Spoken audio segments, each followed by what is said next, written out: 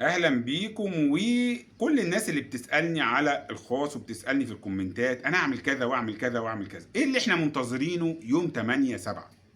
ليه بنقول للناس كل ما الناس تسالنا نقول لهم استنوا 8/7؟ ليه؟ النهارده 4 او النهارده 5 على حسب ما الفيديو ده هينزل. حضرتك انا بقول لك انتظر 8/7. 8/7 هنتاكد عشان الخناقه اللي دايره، يا ترى حدائق العاصمه موجوده ولا مش موجوده، حدائق اكتوبر. انتظر 4 ايام ولا 5 ايام. انتظر الاعلان ايه الرسمي ينزل، هتعرف المدن. طب انتظر هتعرف انت هتستلم على سنتين ولا 3. طب انتظر هتعرف تدفع كام تمن اجمالي شقه. طب انتظر نشوف ايه الورق اللي هيقبل من الاعلان اللي فات، وايه الورق اللي هيطلب يتغير. ما ننتظر يا جماعة. 8/7 ينزل الاعلان، هنقول كل التفاصيل، كل ما يمكن ان تتخيل من تفاصيل هنقولها. ولكن انت دلوقتي عايز توقعات ولا عايز كلام رسمي؟ ما هو هنا الكلام الرسمي اتقال، ان كان بقى شروط سن خلاص عرفناه من 20 او من 21 ل50. الدخل لسه برضو، ما الدخل لسه ما ظبطش. ليه؟ لان اللي فات ده كان الدخل بتاعه ايه؟ من 12 اعزب وحد اقصى و15 اسره. طب هل هيفضل زي ما هو؟ طب ما هو المقدم زاد، ممكن كمان الدخل يزيد. صح ولا لا يا جماعه؟ يبقى ايه؟ يبقى نصبر. شهادات الميلاد والكود العالي هي مش هتتغير. لكن الكود العائلي ممكن نحتاج نطلع واحد جديد. ليه؟ لان صلاحيه اي ورقه حكوميه حد اقصى ليها 3 اشهر. لان ممكن اللي يكون اتجوز طلق، او واحد ما كانش متجوز اتجوز، فبيقول لك لا اعمل جديد احسن. يعمل جديد ايه احسن؟ في ورق كده كده هيبقى مطلوب مننا ان احنا نعمله بعد يوم 8/7 زي صلاه البريد. هيبقى عندنا ورقتين برضو مهمين هيبقوا بعد 8/7 اللي هم الاستماره والاقرار. فمحدش فينا يستعجل في ايه. انت تابع بشده، تابع بحرص.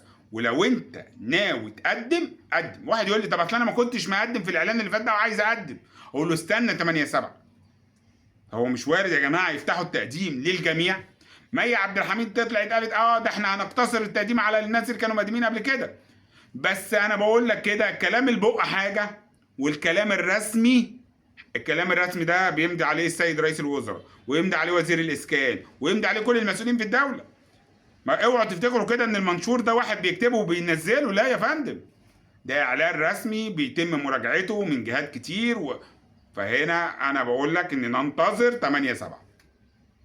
الناس كلها مستعجله، والناس دي برضو هي اللي لما بيجي 8/7 ما بتلاقيهمش. ليه ما بتلاقيهمش؟ لانه بينشغل بقى بحاجات تانية تضيع وقته. لا رتب معلش، رتب نفسك معانا. انت الورق اللي انت في ايدك تحضره دلوقتي حضره، كحالات اجتماعيه في حاجات. انتظر 8/7 ينزل الاعلان، نعرف المدن، نعرف كل التفاصيل اللي موجوده الخاصه بقى بالناس، كانوا ينفع من الناس المقدمين ولا لا، ينفع ناس جداد ولا لا. كل دي ان شاء الله يوم 8/7 يكون لينا الاجابه الكامله والوافيه. وانا عايز اقول لكم من دلوقتي، اي حد هيسال على اي حاجه بعد 8/7 في اجابه ليه. اي سؤال اي سؤال فيه اجابه ليه طبعا. وخلي بالكم، اي حد عايز يقدم عن طريقنا في خطوات مباشره للتقديم. انت عايز تستعين بينا، هتخش على الخاص، هتكتب في الكومنتات، هنبعت لك رقم تليفون تكون واخد قرارك. ليه؟ لان انا في النهايه واحد يعمل ايه رايك اقدم يا فندم، وانا يعني انا شايف لا، فرصه لو ليك ان انت تقدم قدم. هو ال50,000 جنيه بقوا يجيبوا حاجه؟ ما بقوش يجيبوا حاجه. ليك فرصه قدم، ده رايي. ده ايه؟ ده رايي، وانت في النهايه حر. انا مش بقنعك عشان تيجي تقدم معايا، انت حر. انا رسوم التقديم بتاعتك دي لا هتزودني ولا هتنقصني، ولكن ده مبدئي ان انا افضل احاول لغايه ما تشبط في واحده. ممكن ما تشبطش في ده كمان، ممكن ما تشبطش في اللي بعد، بس افضل احاول لغايه ما تشبط في واحده. انا ده مبدئي وده طريقه، حتى في كل حاجه في حياتي. انا قعدت اقدم برضو، خلي بالكم انا كعماد فؤاد قعدت اقدم في حاجات كتير كده الخاصه بمشروعات اللي هي الحره، اللي هي ايه مش مدعمه. قعدت اقدم في مشروعات كتير، مشروعات اكتر من 15 مشروع. وجت واحده فيهم، واحده حلو، الحمد لله. ده ايه؟ ده من كتر الايه اللي عايز من اول مره تيجي، انت ونصيبك ممكن تيجي يا سيدي، ربنا كاتب لك كده ماشي. لكن انا ده مبدأ، انت حر في النهايه.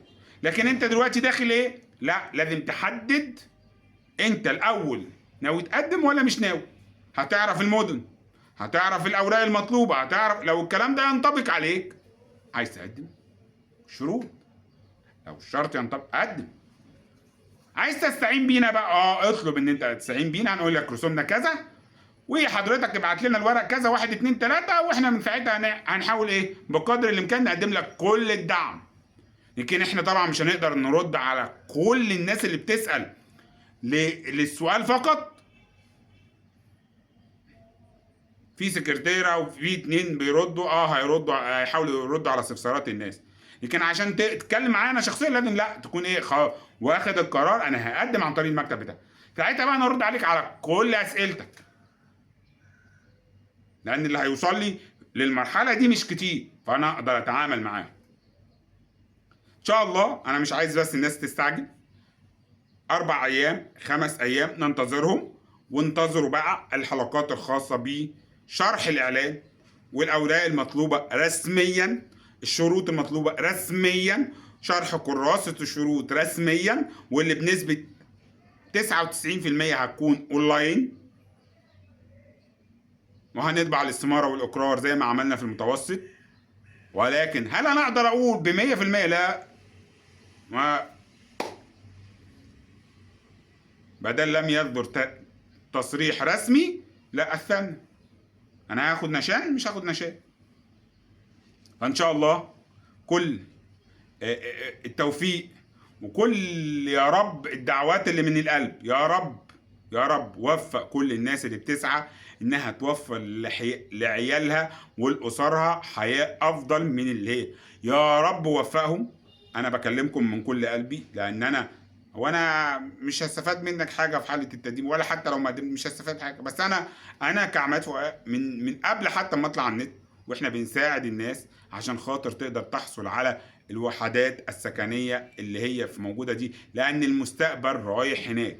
الناس في المناطق الشعبيه شويه هتاكل بعض من كتر الزحام والضغط، يعني هيروحوا فين؟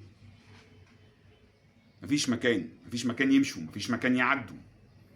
فالمستقبل كله في المدن الجديدة. اتمنى يا رب التوفيق ليكم، محدش يستعجل، انتظروا 8/7 وكل ما يجي في دماغك هنجاوب عليه. وبالتوفيق لحضراتكم ونشوفكم دايما على كل خير. شكرا ليكم ولا لكم.